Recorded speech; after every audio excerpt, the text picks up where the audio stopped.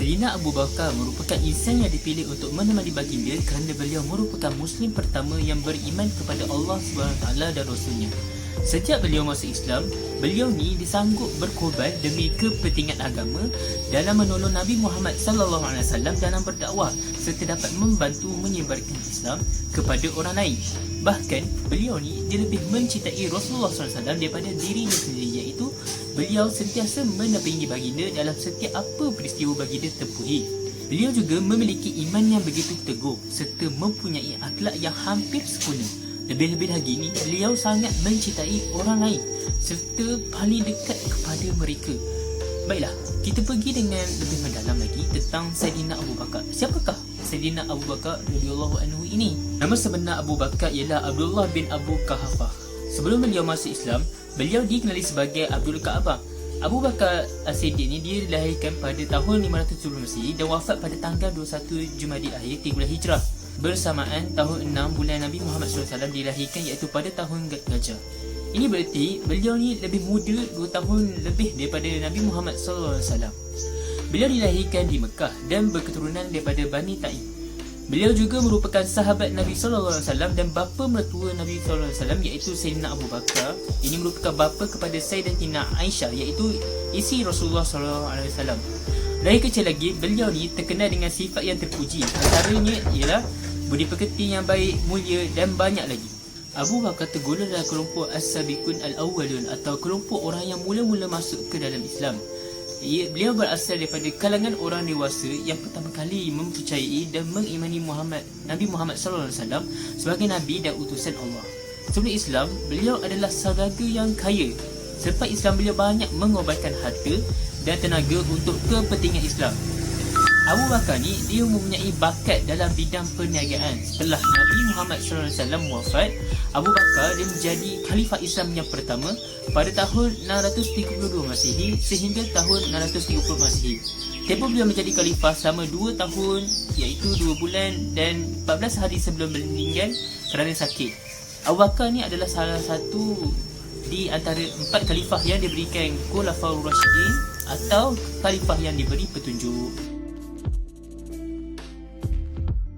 Pendekatan yang digunakan oleh Sayyidina Abu Bakar dalam berdakwah. Pendekatan dakwah yang digunakan oleh Sayyidina Abu Bakar terdiri daripada 5, iaitu yang pertama adalah metod dakwah bil lisan, di mana Abu Bakar As-Siddiq menggunakan pidato beliau sebagai pendekatan dakwahnya kepada orang lain. Yang kedua pula adalah metod dakwah bil tadwin, di mana pengumpulan ayat-ayat Quran pada zaman pemerintahan Abu Bakar merupakan salah satu strategi dakwah beliau.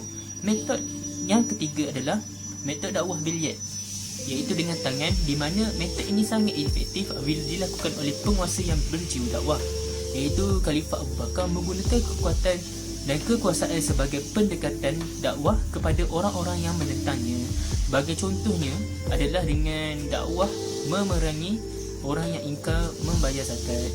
Metod yang keempat adalah metod Ilhad, iaitu perlembagaan, yang mana metod ini digunakan oleh Sayyidina Abu Bakar berkaitan dengan kelembagaan agar beliau dapat menyelesaikan politik dan kebijakan negara yang telah digariskan dan menunjukkan keterlibatan sejumlah sahabat sebagai para pembantu bagi mengukuhkan agama Islam.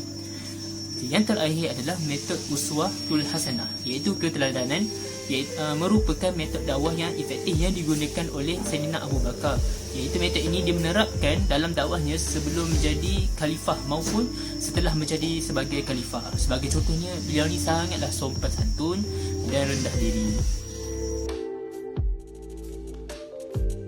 Panjang tempoh masa Rasulullah SAW sakit sehingga baginda wafat, Abu Bakar telah dipilih oleh baginda untuk menjadi imam dalam solat menggantikan baginda.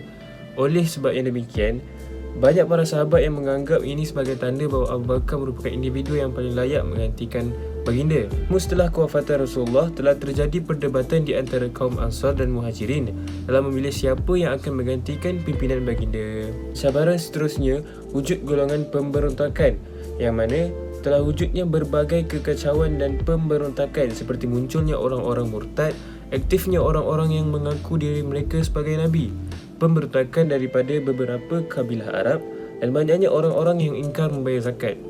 Munculnya orang-orang seperti ini adalah disebabkan oleh keyakinan mereka terhadap ajaran Islam, pada waktu itu belum begitu kukuh, di samping wafatnya Rasulullah SAW yang telah menambahkan lagi kegoyahan keimanan mereka. Baiklah, seterusnya cabaran dalam dakwah oleh Abu Bakar diteruskan lagi. Abu Bakar radhiyallahu anhu terpaksa mengirimkan pasukan tentera Islam di saat negara dalam keadaan kacau bilau, yang mana tujuan ini adalah untuk menjadikan pemberontak jadi takut dan gentar. Kemudian Abu Bakar menakluk wilayah di semenanjung Arab yang mana di antaranya adalah Iraq dan Syria. Khalifah Abu Bakar berpendapat bahawa daerah itu harus ditakluk untuk memantapkan keimanan wilayah Islam daripada serangan Parsi dan Rom. Seterusnya, cabaran ditempuh lagi oleh Khalifah Abu Bakar dalam menentang gerakan-gerakan Al-Rida, iaitu perangan orang-orang yang berpaling dari Islam ke agama mereka semula.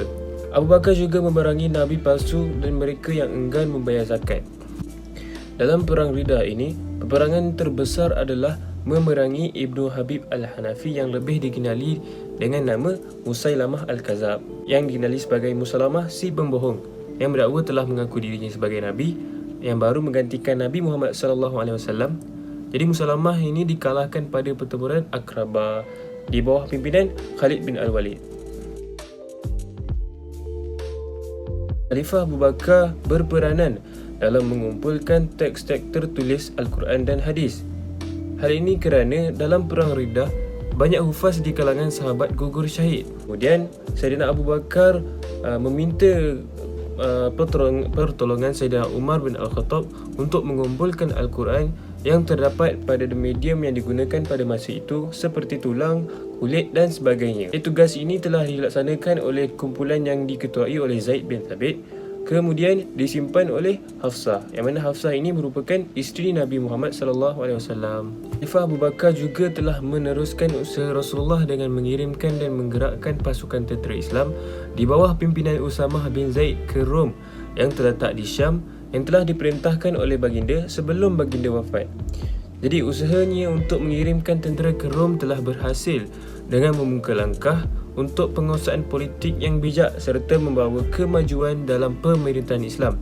Walaupun negara Islam berada dalam keadaan yang tegang, akan tetapi usaha yang dilakukan oleh Khalifah Abu Bakar ini telah menyebabkan pihak musuh berasa gerun serta kagum dengan negara Islam. Abu Bakar juga telah banyak menyumbang kepada perluasan dan pengembangan Islam dengan membahagikan wilayah pentadbiran Islam di tanah Arab kepada beberapa bahagian.